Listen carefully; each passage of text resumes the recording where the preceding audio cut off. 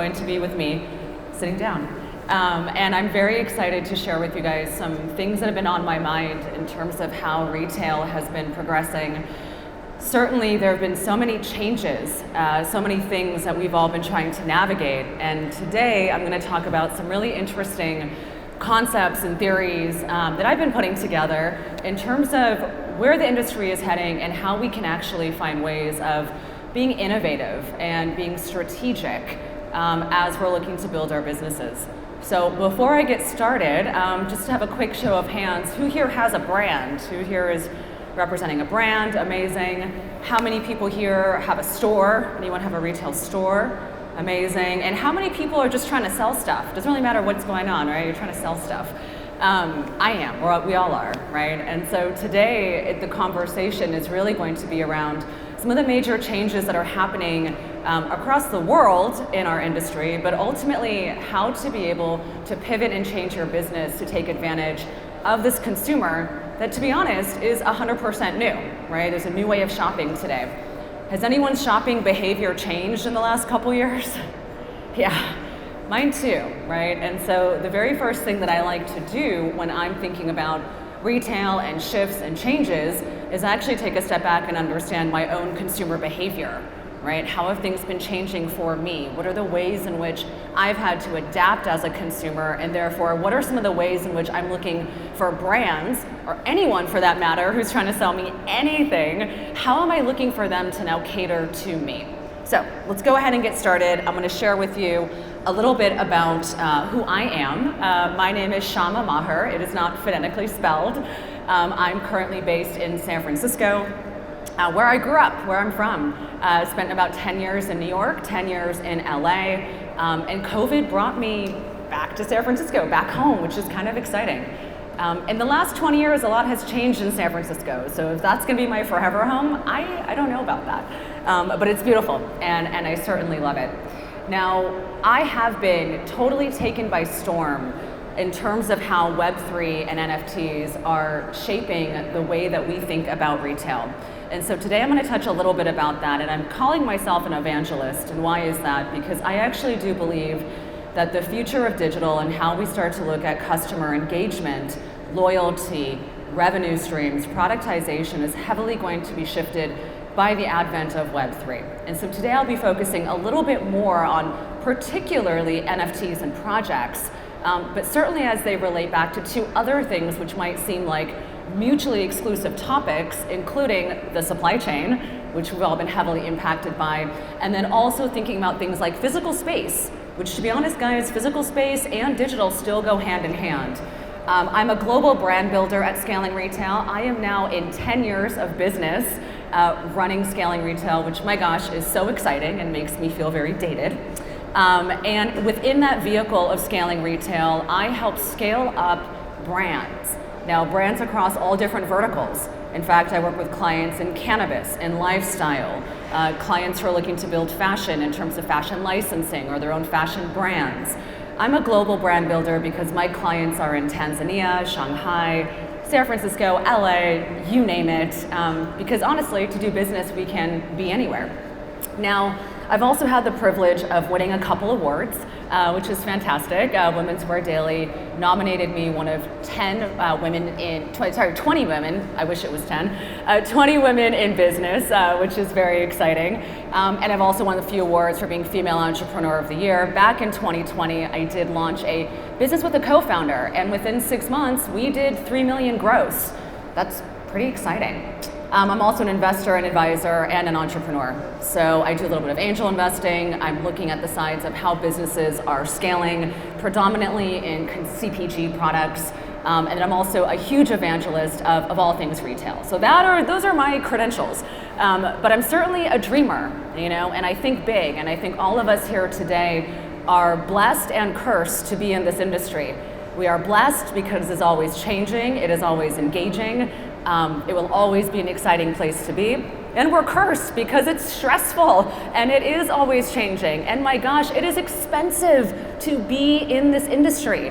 And staying on top of things is so important, and it's hard. So it's a blessing and it's a curse. That is my email in case anyone wants to get in touch. And then those are the ways you can contact me in terms of Instagram. So today we're going to jump in and talk a little bit about the 2021 retail recap, and then going into 2022 and what we see as most important.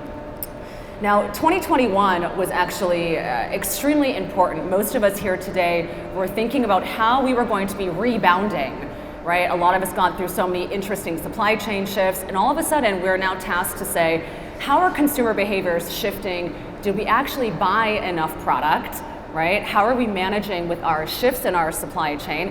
And it turns out, guys, holiday sales grew in 2021 to a record high, which is very exciting. Anyone here sell online? Anyone here dealing with e-commerce? Amazing. We saw fantastic years last year when it came to record sales in terms of e-com and certainly selling direct to that consumer. We also had a ton of IPOs in fashion. Many people, because of a lot of the stimulus packages, had a tremendous amount of surplus of savings, and they went into the retail stock market and ended up purchasing. So we saw so many more people engaging on the stock market, and we also saw so many record-breaking companies IPOing, right? Everyone heard about the IPO for Allbirds, for Poshmark. This is really amazing. This is amazing because we have not seen so many companies hit that global scale in terms of reach, accessibility, and being traded on that public market, so many at once. Now, certainly today, everyone's taking a look at the stock market, and I'm not an investor advisor, so nothing I say here is advice when it comes to that. But when it comes to thinking about where the world is looking at retail, right, it is not too far off to have a conversation with someone on the street and mention supply chain and have them have some sort of opinion, right? That is kind of the first time we've ever really been faced with that.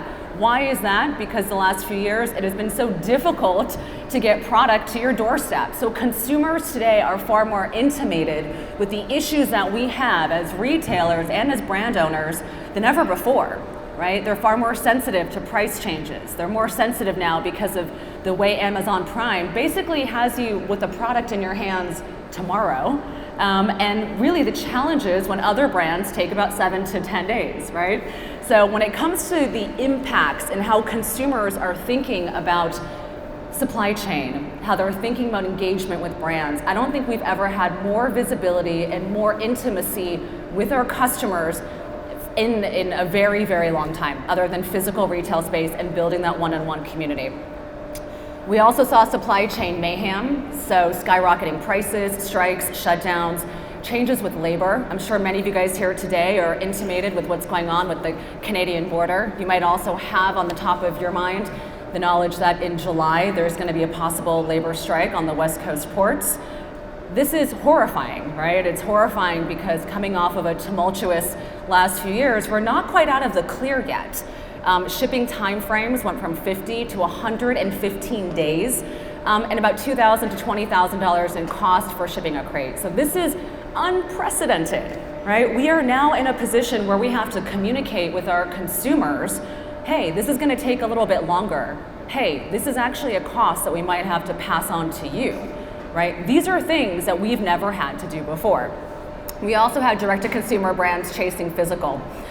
Traveling pop-ups, in-store experiences came back in full effect as vaccinations started to roll out. In fact, I was recently back in LA. I was walking down Sunset over in Silver Lake, and I saw so many more new stores popping up in the last 6-month time period than I had in a few years. It was amazing. I was asking myself, how are all these stores having the funding and resources? And when I walked into some of these smaller boutiques, I realized a lot of these people were first-time retailers, right? That is amazing. It is amazing to see innovation and entrepreneurship have a high spike when we're seeing such tumultuous times in our industry, right? So that tells me throughout these time periods, historically, when things are tough, entrepreneurialism is always on the rise. We're always looking for innovation, and we're always looking for new ways to get in front of that customer. In fact, I don't know if you guys are seeing on the market today, but I've been so impressed with this whole new category of beverages, non-alcoholic spirits, right? In fact, now there are entire little retail shops popping up that are not selling alcohol. They're selling non-alcoholic aperitifs, wines, and other forms of beverages. Now, that is very interesting innovation, right? And this is a very new, interesting way in which consumers are shifting. Now, brands were obviously launching into the Metaverse last year. Has anyone bought an NFT or has, okay, amazing. I'm happy to say that I have about 25 of them right now, which has been really fun to collect. And it's been actually really fun to watch and see how brands are starting to engage in the space. Again, a new advent of 2021.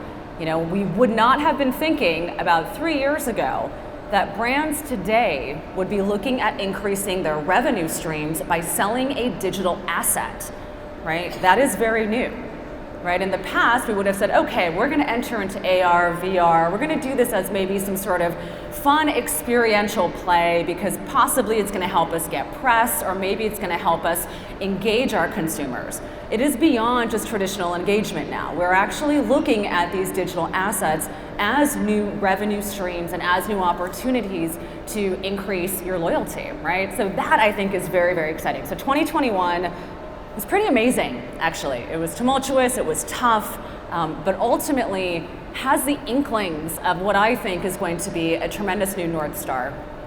So let's talk a little bit about some supply chain shifts. Now, what I love so much about thinking about supply chain is quite simply just how small our world is at this moment.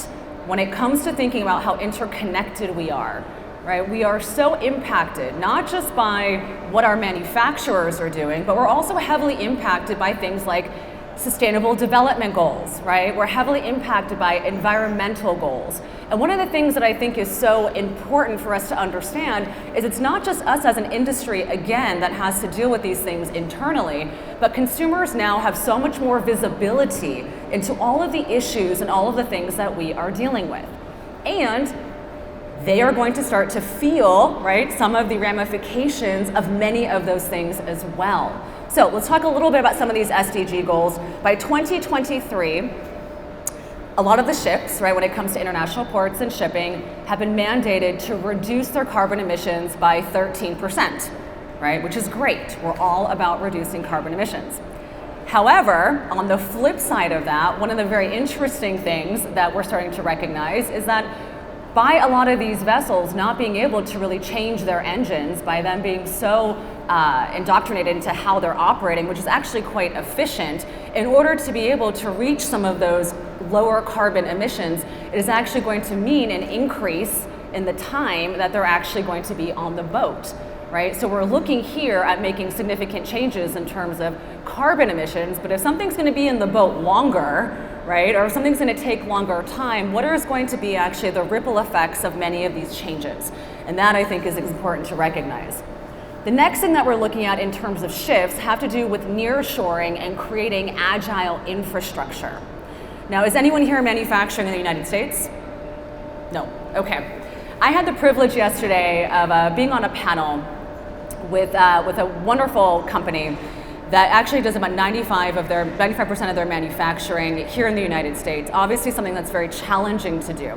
Challenging because of the reskilling, challenging because of being able to find these different manufacturers, but also what's amazing about looking at how we're diversifying where our manufacturing is the ability to keep your doors open. The ability to diversify where you're manufacturing will allow you to create better relationships with your retailers. So what are some of my clients and what are some of the brands doing today? Well, they're obviously looking and saying, okay, if manufacturing in some of these other countries is seeing record slow times in terms of being able to get these products to our retailers, which is obviously going to be impacting things like chargebacks, cancellations, and is going to maybe have a pretty big threat when it comes to the surviving of your company, you probably want to ask yourself, well, how am I looking at my assortment planning and how might I be able to counter-source many of not only the raw materials, but also some of the manufacturing in other countries, potentially in your domestic country, right? So looking at things like nearshoring, which is, hey, maybe I'm not manufacturing here in the United States, but maybe I'm actually manufacturing in Mexico or in Canada or somewhere close by, is really one of the big things that I've been seeing surfacing in the last few years, certainly in this last year. Now, when we're thinking about the offset of those prices and how we're looking at kind of increasing those price points and communicating that to our consumer, the ways that I've been seeing that has been so fascinating, right? It's coming in the form of smaller brands getting on Instagram, Instagram Live, talking to their consumers, and really pulling them into the story of their small business operations. Now, this is not the first time that I've seen smaller brands get on Instagram Live and talk to their consumers directly. In fact, during the initial lockdown and shutdown in about April of 2020, many small brands got onto Instagram Live and started to develop a one-on-one relationship with their consumers. So guess what? If you were one of those businesses that actually had those relationships and that was starting to develop more intimacy with your customers, by the time you get on Instagram Live today and you're telling them, hey, these are the issues that we're facing, here's what's going to happen, you're going to have a far more higher buy-in percentage of those consumers who are willing to come with you along that journey. When it comes to lack of visibility, when it comes to increased price hikes without that sort of communication, that's really when we start to see consumers looking for alternative places to spend their purchasing dollars. So that sort of intimacy, I think, is really kind of at the forefront. Now, when we think about the kinds of brands that are at the most risk right now when it comes to these shifts and changes, it's really the direct-to-consumer brands. Why is that? Well, when it comes to thinking about what consumers have been asking of us, many companies in the last 2 years decided to launch loungewear. They decided to go into athleisure, right? When we were thinking about opportunities and how we were going to grow our businesses and maybe look at what are the holes in the market over the last 2 years, many of us decided to go into these other categories.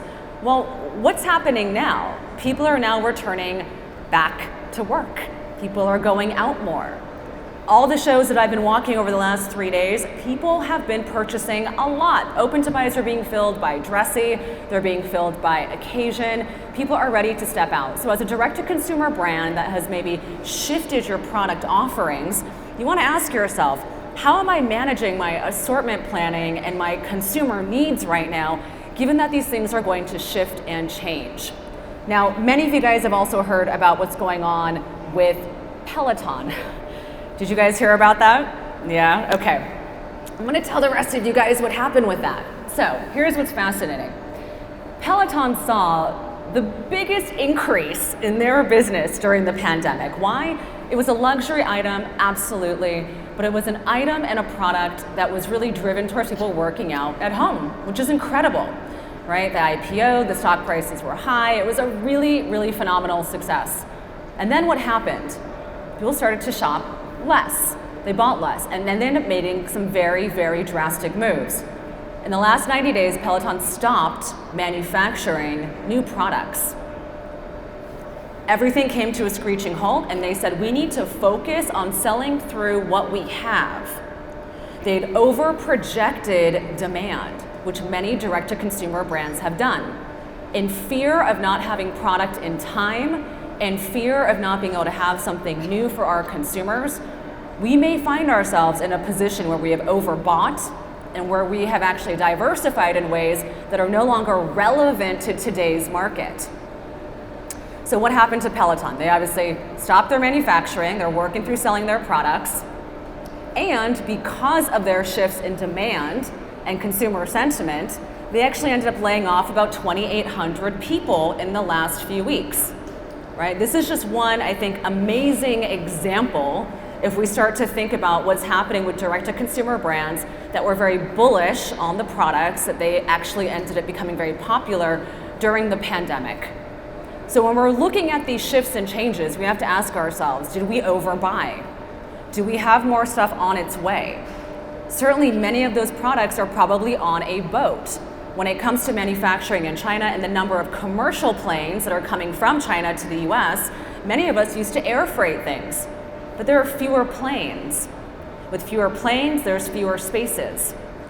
Fewer spaces are higher prices for you to pay as a brand, right? So when we're starting to trickle this back down and we're saying, oh my gosh, not only do I might have more product, I maybe don't know when it's going to arrive, and I might be finding myself sitting in an empty space right now. So how do I fill that space? How do I communicate with my consumer today, given that I don't know when my product might be arriving? I might have canceled orders from my retailers, and I know as a brand or retailer that I need to be keeping up with conversation. right? If I don't have anything new, if I'm not getting on Instagram Live, or I'm not on TikTok and I'm not talking about something, I might actually be in jeopardy of becoming irrelevant. And so what you should be asking yourself right now is not just, oh shit, how do I stay relevant given that there are all these issues? It's also, how do I actually diversify who I am as a brand or as a business beyond just the product? Now, I think I probably said this for the first time, maybe 7 years ago, which was, if you were not selling a product, what would you be selling to your customer? What is the emotional connection beyond the physical goods? And so what's really exciting, and what I'm starting to see, is many different brands taking on different initiatives. Obviously, we're looking at things like NFTs, we're looking at things like sustainability initiatives, and we're also looking at in real life experiences. So one really cool example here is the Tommy for Life initiative to repair and remake old garments to be able to resell. So many of you guys today might be asking yourselves, if you have a brand, how can I actually start to build in some circularity to my product development? How can I start to develop a buyback program, right? Am I developing a relationship with ThreadUp, right? How am I looking at the end of life of my garments, and how can I actually get my consumer to email me or come back to me during a downtime of them maybe not purchasing something? So sustainability initiatives, I think, are a fantastic first step. Like I mentioned, we're looking at more boutiques and store openings, which I actually think is amazing. Over in Los Angeles, where I used to live, I was so impressed by many of the initiatives to open up these very small pop-up centric mall environments like The Row, right, or Platform. So as we're looking at the physical expressions of our brands, what I think is the most incredible thing that's happened in the last few years is really the way we've been looking at leasing and managing property.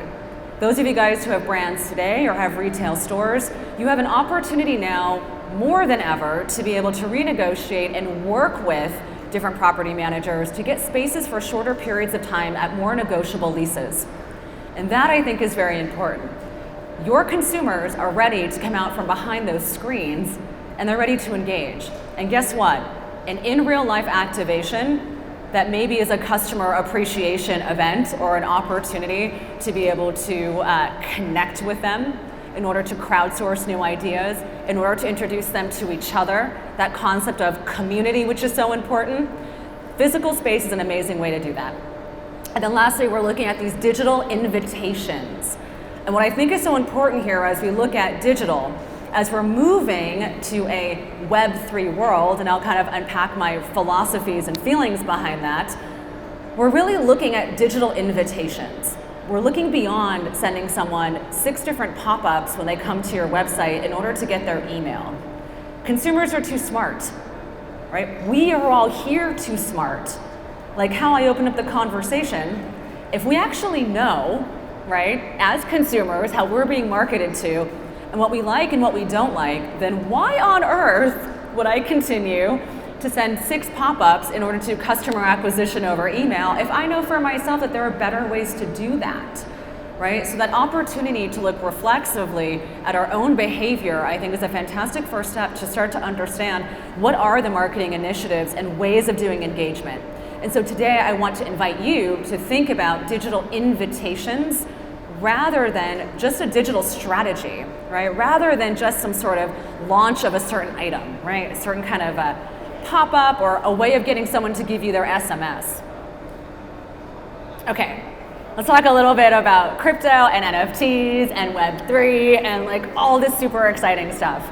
Have any of you guys today been kind of wondering what the hell's going on in that space and kind of how it manifests and what to do?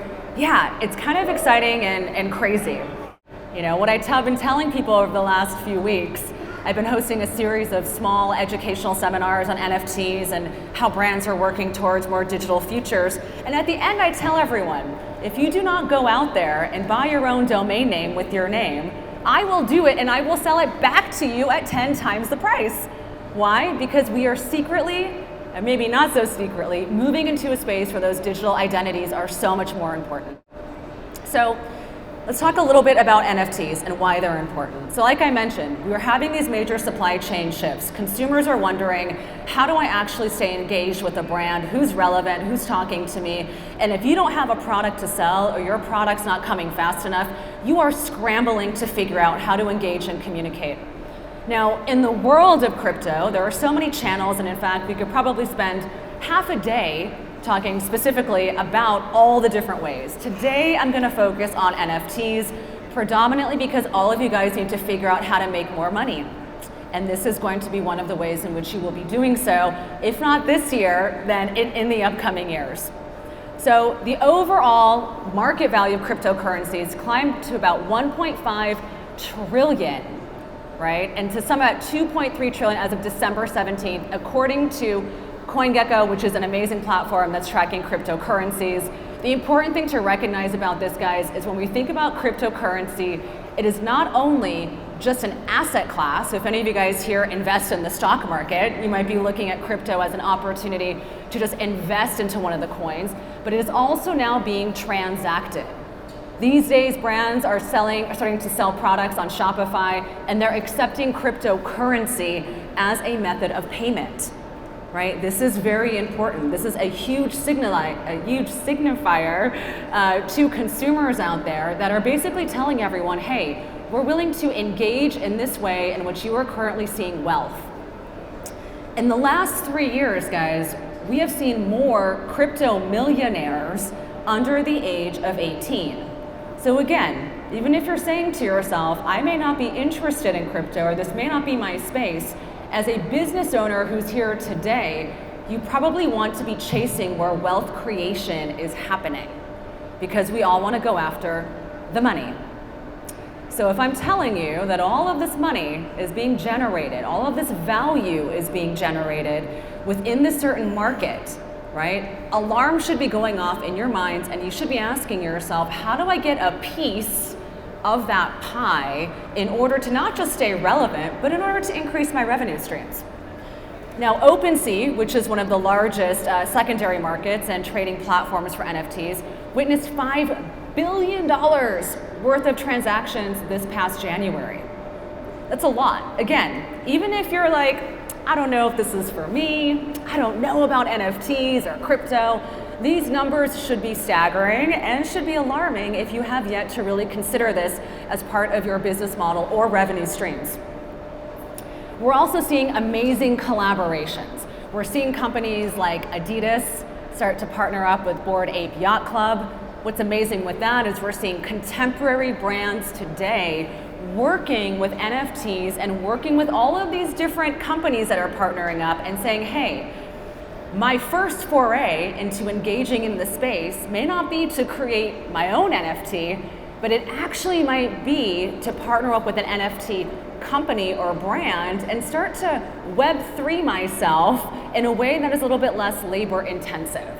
But when it comes to looking at fundraising, and it comes to looking at how I'm able to increase revenue, right, capital for my business, many of us, the first thing we do is we go to a bank, right? And we have to look and see, do I qualify for this small business loan, right? What's my credit like? What am I leveraging, right? And sometimes it can get a little bit sticky, right? It's like we can get a little concerned about that. My credit score, all these things are on the line. If we're going out and raising any sort of institutional capital, there's certainly a fear, right, of having to give away a piece of our company, especially in the very early stages. You may not even know what your business is worth. So how do you go ahead and allocate a percentage of your business and sell off a certain piece of it when you don't even know what you have on your hands? So why are NFTs so exciting or interesting?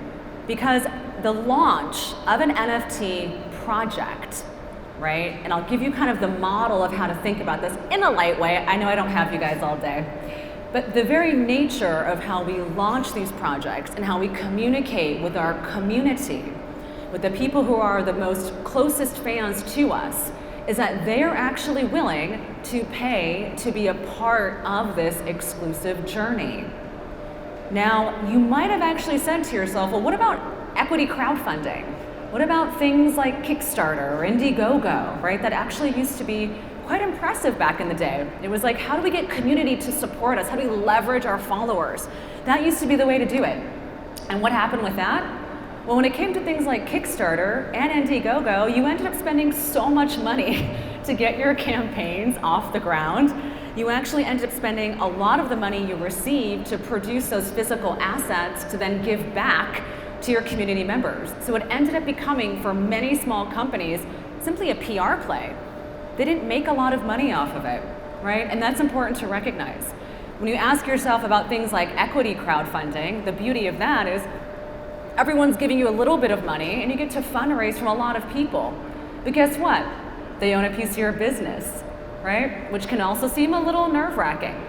So when it comes to the NFT launches, right? When you do launch your first NFT, which I hope many of you guys are going, holy bananas, how do I do that? I need to call Syama. You want to be asking yourself, what is the roadmap, right? Which is really shorthand for what the hell is the business plan, right? How is this person going to use the capital that I am fundraising from, right? If I'm going to give you $500 or $1,000 and you're going to get that from 10,000 people, what are you going to do with those assets, right? What is the invitation to be a part of this community? And so from the fundraising capabilities of non-dilutive fundraising, I think NFTs are an amazing way to tap into community, an amazing way to be able to tap into fundraising, and to be able to take people along the journey with you early on. Now, because this is so new for brands, we have yet to actually see who are the brands that are making good on their promises, right? I imagine if many of you guys come back here in the summer and I'm back here again, I'll be like, hey guys, these are launches that have done really bad, right? These are ones where actually they're not making good on their promise. And certainly today, there are some companies that have actually done a horrible job of launching their NFT platforms, mostly because they're missing this key ingredient, which is not just community, but the invitation to community to join you, right? That is very, very important. And so when we're looking at who that right target market is, right? Who are those crypto millionaires that I want to be going after? Is my brand the right fit for them?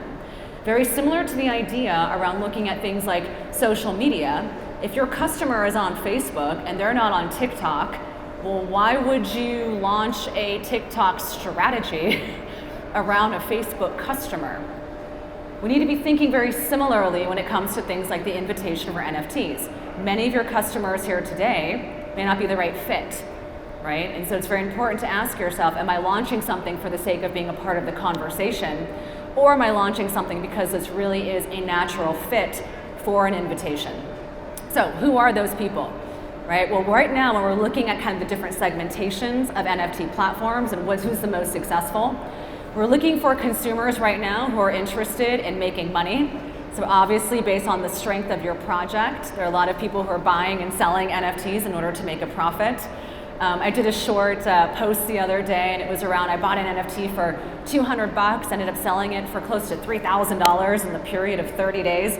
So people are investing and trading in that way, and those might not be your long-term community members, but it's important to recognize that they're out there. Now, the next channel would be those who are looking for clout, the ones who want to be first, the ones who are actually the evangelists for your brands and who want to be able to say, I'm a part of this. Now, launching an NFT platform might actually get other people who were never your customers to begin with to say, that is such a cool roadmap and such a cool vision that I want to sign up to be a part of that strategy. I want to be a part of that company because I believe in that founder. So that's important to understand as well. You might be getting a whole new segment of people who are interested in the clout of being first. Is Mavion. They haven't launched yet, so their invitation is quite juicy. And if you guys take a look at it, it's mavion.world. Now, what I love about what they're doing is they are one of the first that I have actually had the privilege of seeing that are bridging together physical and digital. And I'll break it down for you. So the traditional historical business model of the founders of this company, they have a business right now, and it's in the transformation and a rebrand called the Accessory Junkie, where they were sourcing from products all over the world. And they were saying, hey, if you buy this product, you're actually giving back to these artisans. These artisans are gonna have X percentage of the sale. Now, what they're doing is they're taking a second life to what's happening in this space. They're continuing to work with artisans across the world, and what they're saying is we're gonna create an NFT that's gonna go alongside that physical product. And that NFT is going to unlock experiences. and it's going to unlock visibility and access that you wouldn't have had otherwise. So they're actually launching the physical in tandem with the digital. Now, because of the way that NFT strategies work and the way that you can list them, there's a concept here, and you might be familiar with it, which is the royalty component. This is actually a major fundamental game changer when it comes to things like music, when it comes to art, and when it comes to the creators actually being able to take advantage of their impact in society and in commerce. Far too long have we seen creators produce incredible content that then gets, R&D'd, so ripped off and duplicated, and they don't get any sort of resources back from that, right? For the first time now more than ever, with the transaction and the sale of NFTs, you can build in the royalty components, right, to your business model.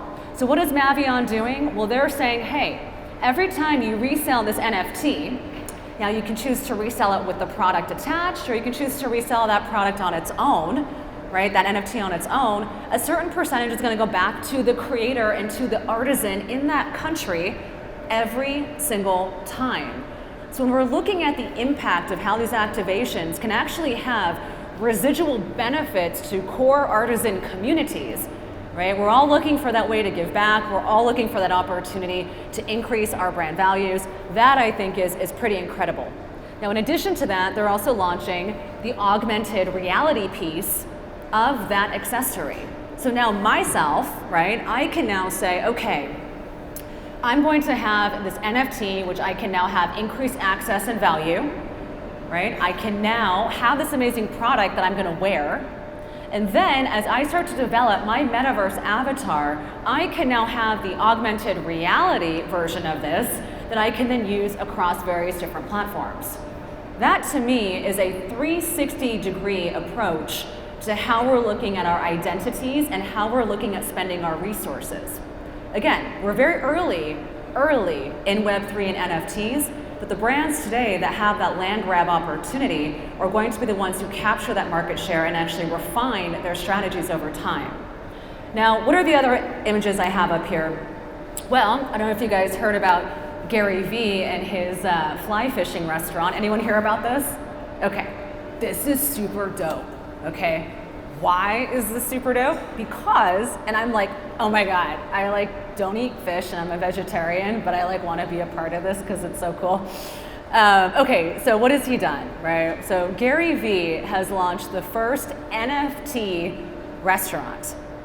And so why is that important? Because it's not just NFTs that we're transacting on, these JPEGs, right? We're actually looking at the utility. Like I said earlier, what is the invitation? What are you asking people to come on a journey with you for? So with Gary's fly fishing restaurant, here's what happened. He sold off NFTs that ended up becoming allocations, right, of someone who can now have access to this membership club to book a seat at the restaurant. Now, it's not that you have unlimited access to have to be able to go there anytime. You still have to book a reservation. You still have to pay for your food. But as a way of creating access and creating a relationship with diehard fans who are going to say, hey, I want to have first access to this community, first access to this club. And guess what? If I don't own the NFT and I actually want to host an event there, I have to rent, right, the NFTs from holders in order to be able to then have access to this event venue, to then be able to spend money, again, to then host the event. So why is this interesting? Because today you might be saying, well, Syama, I don't know if I want to create a bunch of JPEGs, and I don't really know what the utility or value of that is, but hey, I actually have like a VIP or a loyalty club, and man, that loyalty club and those VIP customers, they come back over and over again. How can I actually create a better connection with them? Well, an NFT is that invitation to provide them a digital opportunity to create that connection, right? Again, going back to the invitation, not just the digital asset. Now, the other two images I have here, one is the Balmain and Barbie launch, which I thought was just kind of like hilarious. I always feel like every few years we hear of Barbie trying to make a comeback and, trying to be relevant. And obviously working with high fashion brands, and many of the high fashion brands today are doing a land grab and being first to market when it comes to Web3. This particular launch I thought was kind of like, it wasn't exactly something that had a lot of utility, right? It was something where if you wanted to have that collectible and you wanted to be a part of that art community, right, you would purchase that. And so from a PR hype standpoint, I think that this launch was successful for them. But from the perspective of utility and access and how am I incorporating this into a longer term invitation, I'd say it probably went up in terms of hype and then it's probably gonna go here and then kind of level out. Sadly, we're seeing that with a lot of the luxury brands. Rimowa last year ended up doing a launch with NFTs where they took that launch and they said, hey, we're gonna create physical products alongside of these NFTs. Now, where they missed the mark was that the consumers that they were pitching to were not actually that interested, right? They didn't sell out of it. And why is that? Because again, going back to the components of who this customer is, that high-end $2,000 suitcase with this light fixture and this graphic thing just did not make much sense. Now, kudos to them for being one of the first to market, and guess what? They got a lot of press, they got some hype, people were interested, but impact, was it worth the money? I don't know, right? And so I'm in it today as long-term strategy, long-term revenue planning. How are you launching these strategies alongside your regular kind of cadence of communication with consumers? Now, one of the most exciting activations I've seen from a Web3 business is Gucci. Not just because they're doing great and because I used to work for them, but one of the things that I love about how bullish they've been is not just in creating NFTs and creating these visual assets, but in taking a stake and saying, I'm going to develop experiences in Sandbox, right, which is an online gaming platform. I'm going to create experiences in Roblox, which is another digital platform. So when you're asking yourself, who are the companies that I should be looking at, right? You might be sitting here today saying, oh my gosh, there's like 1,000 things for me to do. Where do I start? Start by becoming a student, right? Start by looking at some of the activations where companies are taking a 360-degree approach. Look at what's working, right? And look at what's not working. As you can tell, I'm very passionate about this. Okay, so here's a little bit of kind of behind the scenes of Web3 execution. When I'm kind of looking at my digital landscape and how I'm looking at my approach, this is an important thing to ask yourself, right? These are very different images on here than, let's say, a talk I would have given a few years ago where I would have said, here's how you engage with your consumer today. So, what's going on here? Well, I launched my own Twitter handle specifically just to engage in Web3. A lot of your consumers are doing the same, right? They're developing other persona. I now am a part of something called Discord. Is anyone on Discord? Does anyone know what the hell that is? Okay.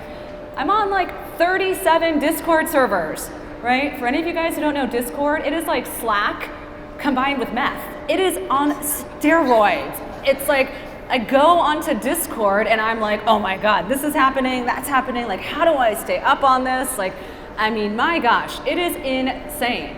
But guess what? My brain is being rewired to think in a far more active way. And because of how challenging it is to stay on top of all these things, it's actually becoming even more important that I look at my time and energy and where I'm spending my efforts more specifically, right? So now I have a Discord name.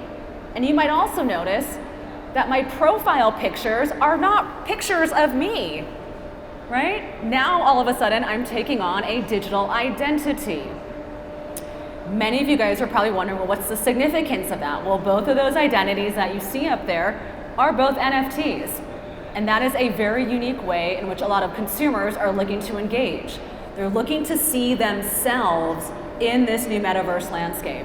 And so as you're approaching your strategy to building something like this, you want to ask yourself, how do I make this reflective of my consumer base? How do I make it so that they actually want to talk about this, so that they're interested in engaging because I see myself in that brand? Now, other things I have on here, over in the corner, you'll see something that says scalingretail.eth. This is very important, right? We recently launched as a new revenue and payment gateway for our clients the opportunity, bless you, the opportunity to pay us in Ethereum, right? as we're looking at regulation, taxation within cryptocurrencies, which are obviously coming down, and it's very important because we all want this to be a platform that ends up being very lucrative and valuable in terms of how we tap into global marketplaces, having a .eth address is going to be important. So all of you guys right now should be writing down, go ahead and Google Ethereum Naming Service, or ENS, and get your name. I don't know who your names are today, but if I had them all, I'd buy them and I'd resell them to you for 10 times the cost. And why is that? Because your digital wallet is going to be very important, not just for you personally, but your digital wallet for your business is going to be important as you want to, again, capture a percentage of this insanely large currency and market. Now, other things that are important here, the other bottom, you'll see here a digital gallery, right? And what I think is important, sorry, I'm like looking at this is my cheat screen. That screen. You'll see here a digital gallery, and this is important. You might be saying to yourself, well, how do NFTs manifest themselves in kind of the day-to-day? How do I see it? Well, there are now places for you to see digital galleries. Your avatar gets represented within a new metaverse landscape, right? Your art is on display. And unlike keeping art inside of your apartment or your home, whereby only a few of us can see it, in this world of blockchain, in transparency, in authenticity, everyone can see everything. Now in the middle here, you see this friendship bracelet. This is the launch of a really cool new platform called My BFF, which is catered towards women in crypto. It's founded by Britt Morin, who has her famous Brit & Co platform, and also Jamie Schmidt from Schmidt Naturals. CPG people, right? Women who are launching consumer products, and they're saying, hey, we need to be involved in this conversation with our CPG products and with our communities because this is where things are heading.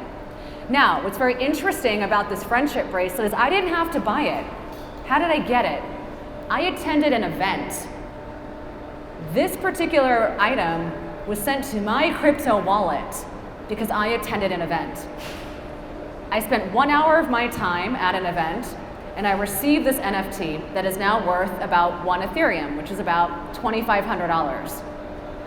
The brand, that group is not paying me for that, but guess what? The scarcity and the value of being one of a few people who has that has driven up the price of that. And guess what? It drives up the brand value. So again, as a brand owner, you might be asking yourself, what are the unique opportunities where I can actually give something to my consumer or my loyalty base for free, but because of the scarcity, it now gets driven up in value. Guess what? That makes me more wanting to be a VIP, highly engaged consumer of your brand, because that means that I'm actually going to have residual benefits of being engaged with your business that goes beyond selling a product.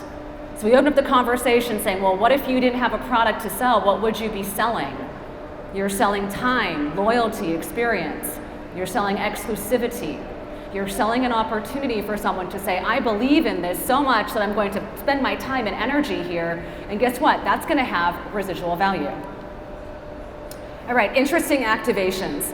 A couple really cool projects that, for those of you guys, and we're going to move on to physical space. And oh my gosh, I feel like I always can spend way too long talking about this, so I'm gonna be quick with the wind here. So some of the cool things that are happening here in terms of activations. An amazing company right now called Unblocked recently launched.